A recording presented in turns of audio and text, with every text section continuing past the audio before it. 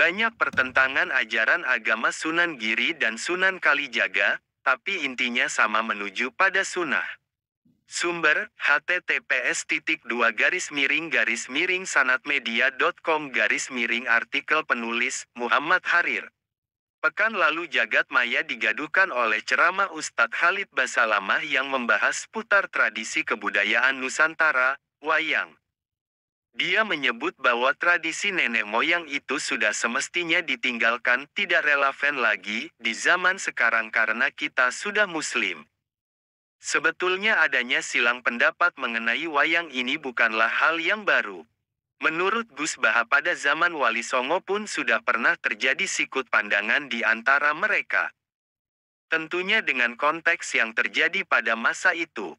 Kiai Haji Bahaudin Nur Salim atau yang familiar disapa Gus Baha menceritakan bagaimana menggebu-gebunya Sunan Kalijaga lantaran ingin berdakwah di area Pajang sampai membuat wayang tengu. Wayang golek mirip patung inilah yang nantinya akan digunakan sebagai media dalam menyampaikan ajaran agama Islam. Mengetahui wacana itu, Sunan Giri tidak terima dan menghukuminya haram. Sebab di akhirat kelak bakal diminta pertanggungjawaban oleh Allah SWT untuk menghidupkannya, memberikan nyawa. Sunan Kalijaga yang tidak bisa menyanggah fatwa dari Sunan Giri, tidak bisa berkutik.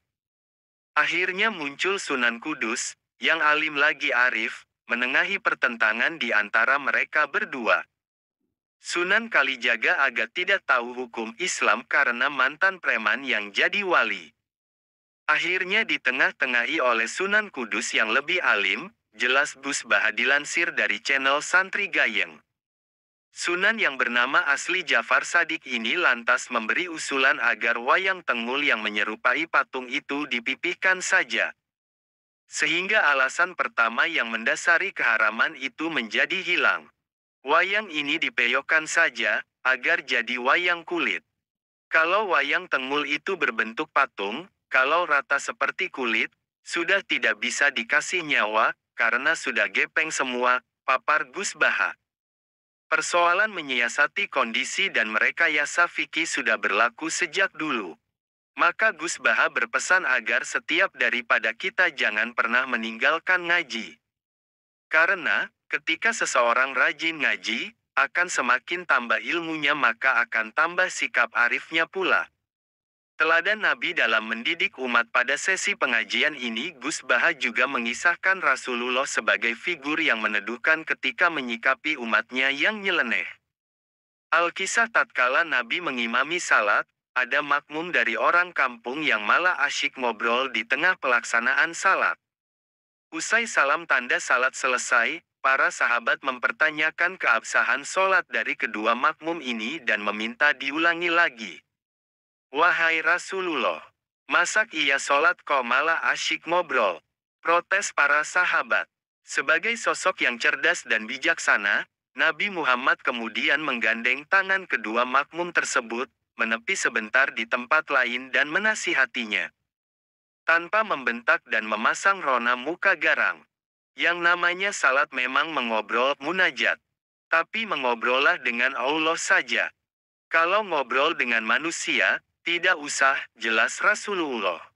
Demi Allah, beliau tidak membentak saya, tidak memaki-maki saya.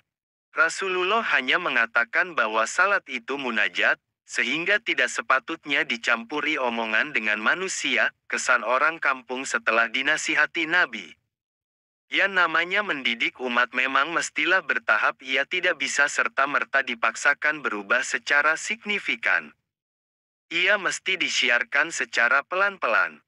Kalau boleh meminjam gaya bahasa Gusmus, itulah ruhut dakwah, spirit mengajak yang diajarkan Nabi. Dilandasi lemah lembut dan kasih sayang. Banyak pertentangan ajaran agama Sunan Giri dan Sunan Kalijaga, tapi intinya sama menuju pada sunnah. Sumber, https://sanatmedia.com/, artikel penulis, Muhammad Harir. Pekan lalu jagat maya digaduhkan oleh ceramah Ustadz Khalid Basalamah yang membahas putar tradisi kebudayaan Nusantara, wayang.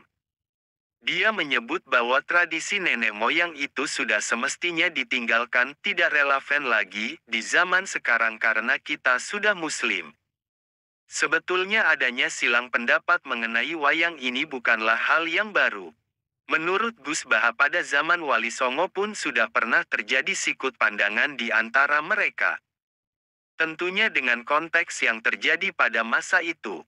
Kiai Haji Bahaudin Nur Salim atau yang familiar disapa Gus Baha menceritakan bagaimana menggebu-gebunya Sunan Kalijaga lantaran ingin berdakwah di area Pajang sampai membuat wayang tengu. Wayang golek mirip patung inilah yang nantinya akan digunakan sebagai media dalam menyampaikan ajaran agama Islam. Mengetahui wacana itu, Sunan Giri tidak terima dan menghukuminya haram.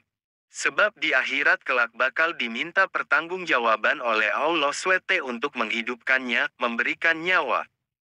Sunan Kalijaga yang tidak bisa menyanggah fatwa dari Sunan Giri, tidak bisa berkutik. Akhirnya muncul Sunan Kudus, yang alim lagi arif, menengahi pertentangan di antara mereka berdua. Sunan Kalijaga agak tidak tahu hukum